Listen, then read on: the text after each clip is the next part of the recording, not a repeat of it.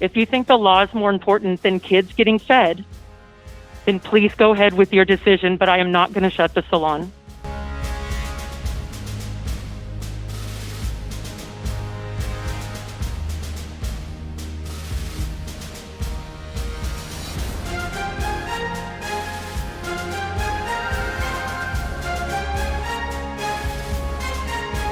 I know that I'm not closing the salon. What the city of Dallas is asking, well, demanding, is in this temporary restraining order. Luther is immediately ordered to close the business to comply with state, county, and local rules. Dallas County District Judge Eric MOYE set it to expire May 12th. By staying open, Luther's in contempt of court. That means I have to go to jail. I'll go. It's not her first act of defiance. At a rally last Saturday, Luther ripped up a cease and desist order from Dallas County.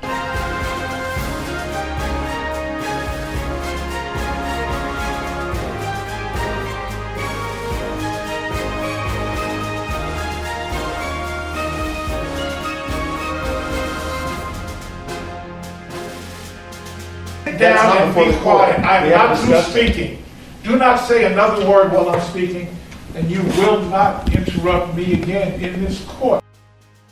That you now see the error of your ways and understand that the society cannot function where one's own belief in a concept of liberty permits you to flaunt your disdain for the rulings of duly elected officials, and that you represent to this court that you will today cease operation of your salon and not reopen until after further orders of the government permit you to do so.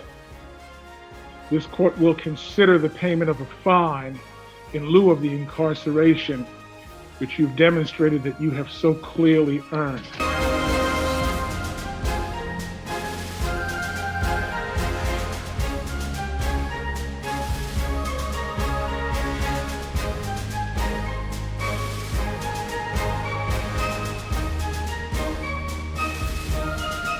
Judge, I would like to say that I have much respect for this court and laws,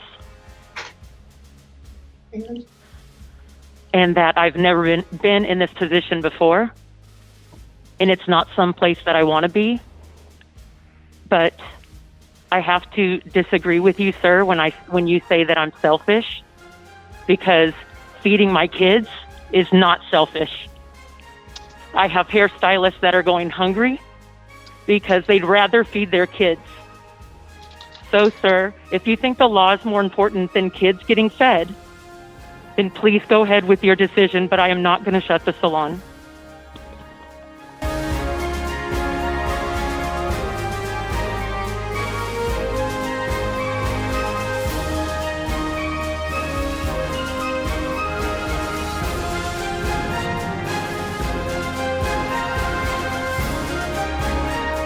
A lot of people are calling to say, how do we help you? I say, open your business, because they can't put us all in jail.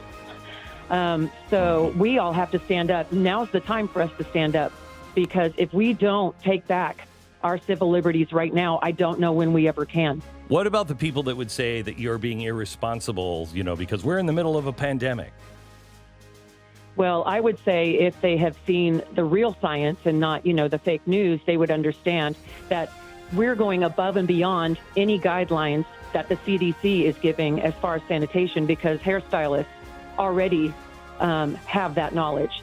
No one has to come into the salon. I'm not making the stylists, clients, nobody. They don't have to come in here. So it is your right if you want to stay home. But if people need to get back to work to feed their families, let them do it.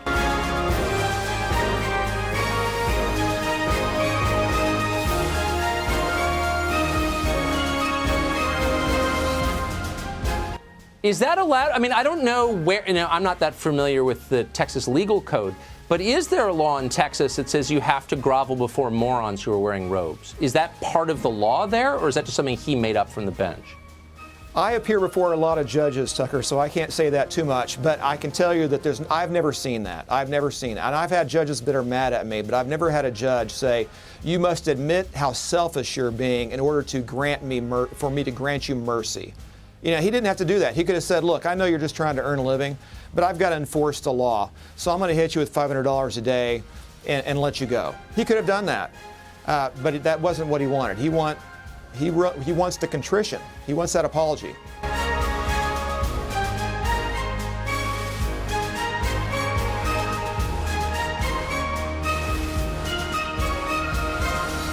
Remember, the main reason he put her in jail is he demanded she apologize to him. Apologize to him. And this judge, I think, whether it's people looking at his action from the bench on a recall, whether it's an election next year, I'm not going to get into the politics of that, but he's really put a focus on himself. And he didn't have to act this way. You know, there's something about being a judge, and my son was a longtime criminal judge and now a U.S. attorney.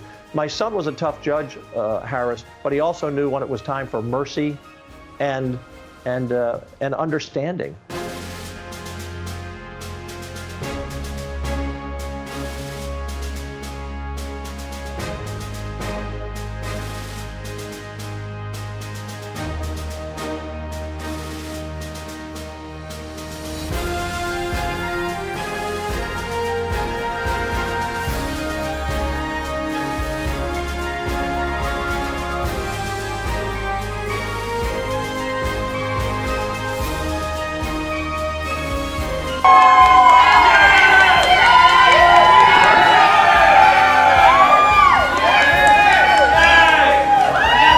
Thank you guys so much.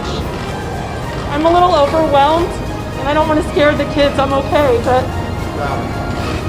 I just want to thank all of you who I just barely met and now you're all my friends. You mean so much to me and this would have been nothing without you. Thank you so much, and I'll have more to say when I can gather myself, but I'm a little overwhelmed. I just want to say thank you. Thank you, Shelley!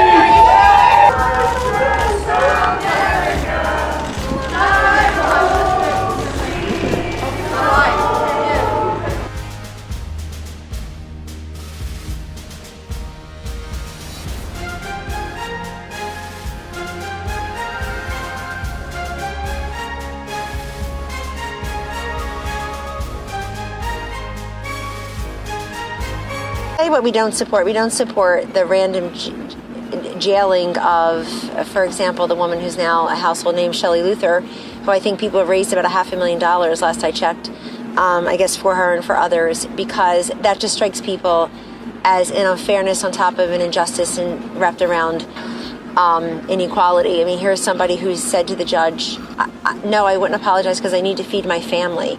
We hear stories like that all across this country. As of today, 33 million Americans have filed for unemployment. And it's devastating. It is economically devastating. It is a health and a financial crisis. And that's why we're trying to manage both of those every single day.